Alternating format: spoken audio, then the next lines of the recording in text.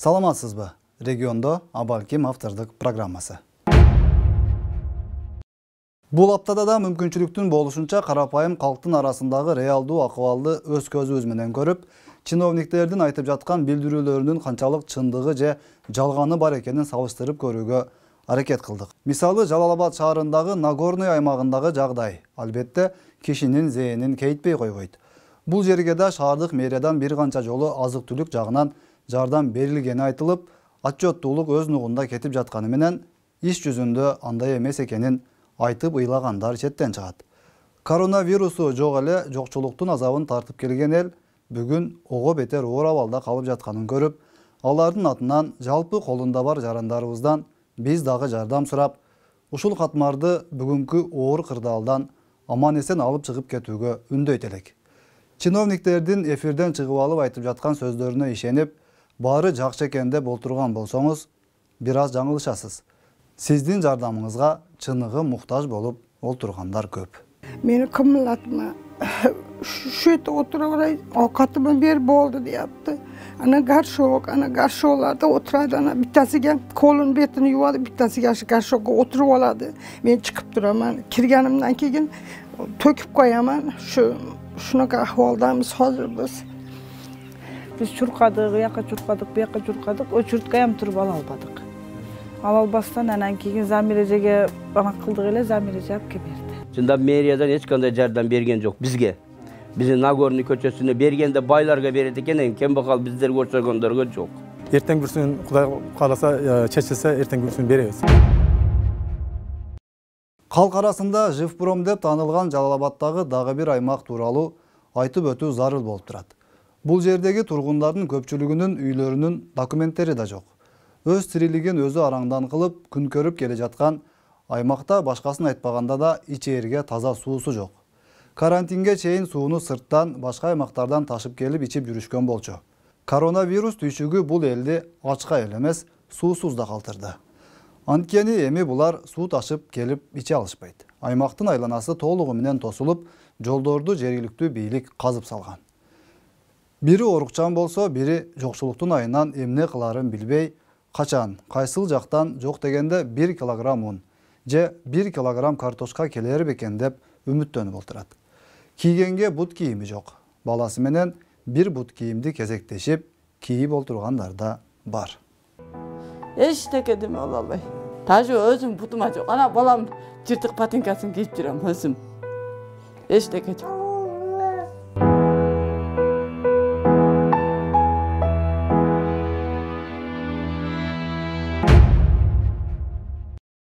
Абалким Кыргыз өкмөтү, анын ичинен Жалал-Абадтын жергиликтүү бийликтери бир аз болсо да элге жакыныраак болгондо, ушунун баарынан кабардар болуп, алдын ала чара көрүп, айтылып жаткан миллиондорду туура бөлүштүрүп, ушул сыяктуу катмардын кароосуз калышына жол бербейт беле деген ой келет. Андай дейин десең, эл арасында курсагы ач бала, курсагы ток бала менен ойнобойт деп айтылып калган сөз эске түшөт. Колунда бийлиги болсо, элдин эсебинен жакшы маяна алса, кызматтык унаасы бар.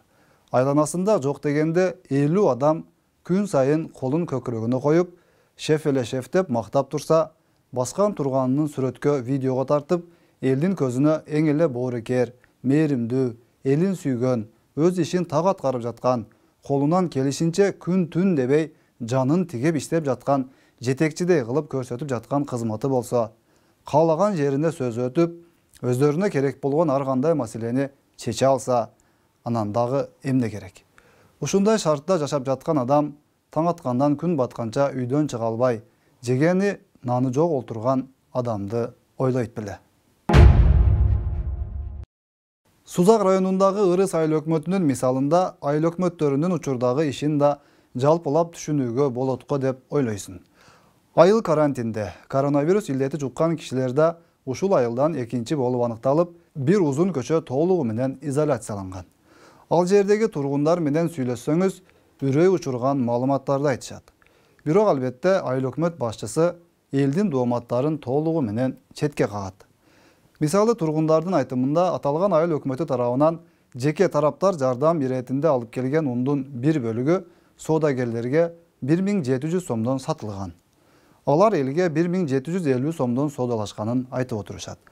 Ал эми аймактагы посттордо турган күч түзүмдөрүнүн кызматкерлерине түштөнүү тамагы айылдагы дүкөн ээлеринин мойнуна мажбур түрдө илинген.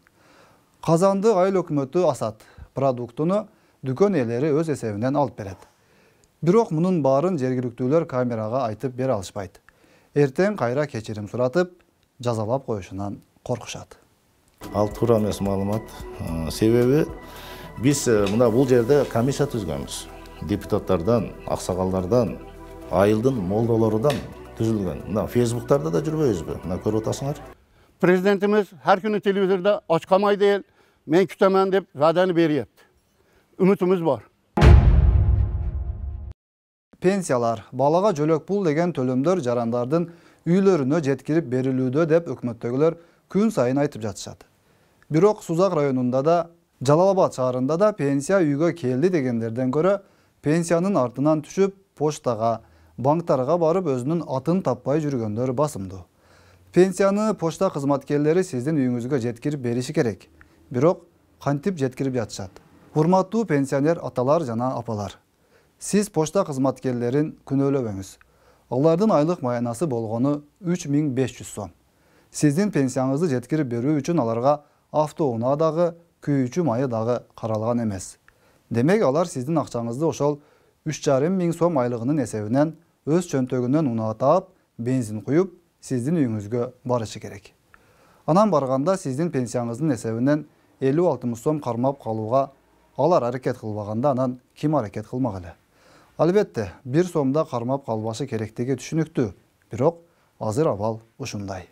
Пенсиялардын бардыгы тең үймө-үй үйлөрүнө, колдоруна жеткирилет. Пенсиянын көлөкөсүндө көргөн жок. Банкка мен кайта-кайта барып бардым. Жок дейт. Жок, биз ошол жака жөнөткөнбүз, ошол жактан аласың, үйүңдө булк этпей отур дейт. Үйдө кантип отурасың ачка калсаң? Анан өзүмүн күйөөм, өзүм жаныман бензин куюп, дадоома бүт баарын доставка кылдым. Анан айырда мага жол кире бергиле, айыл өкмөттөн шофёр бергиле, машина жалдагыла деген жокмун. Эми чынын айтканда албетте материалдык жардам керек да. Мына менин почтальондорум жөнөкөй катардагы почтальондун айлыгы 3500 сом. 3500 сом. Бөлүм башчылардыкы бир 6000-7000 сом айлык алат да. Ошон үчүн да мен ошо өкмөттөргө да кайрылып атам, ошо почтальондорума жардам берип койгула деп. Өкмөт тарапта болсо бул сыяктуу маселелер тууралуу сөз кылгандар өтө эле аз. Балким такыр эле жоктой көрүнөт. Аларда кызмат бөлүштүрүү, бирин бир жерге дайындоо, кайра алуу же сулуулук салонуна барып өзүн жасап, сырткы көрүнүшүн жакшылап көңүл буруп, карантин болобу, башка болобу иштебеши керек болгон салондорду өзү үчүн иштетип, күн өткөрмөй. Премьер-министр келерки жумада кызматтан кетиши мүмкүндүгү тууралуу такталбаган маалыматтар социалдык тармактарга чыгууда. Абалким чындыгында өкмөт башчысы кызматтан кетер. Абалким кетпейттир. Эгер бул чын болуп калса, анда премьер-министр жана анын командасы оңой кутулган болот. Өкмөт мүчөлөрүнүн ар биринин ишмердүүлүгүнө реалдуу укуктук баа берилиши керек эмеспи?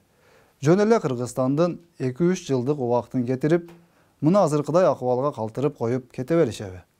Эмнеге кайра эле ушундай боло бериши керек?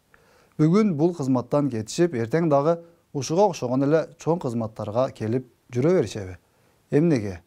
Эмне себептен? Деп таң калып жатсаңыз керек. Таң калбаңыз, карантиндин эрежесин так сактаңыз. Орозо айында өлкөбүз үчүн жакшы бата тилеп, Кудайдан жардам сураңыз. Мүмкүнчүлүгүңүз болсо муктаждарга жардам бериңиз. Бетеге кетип бел калат, бектер кетип эл калат эмеспи? Эл менен болуңуз. Саламатта калыңыз.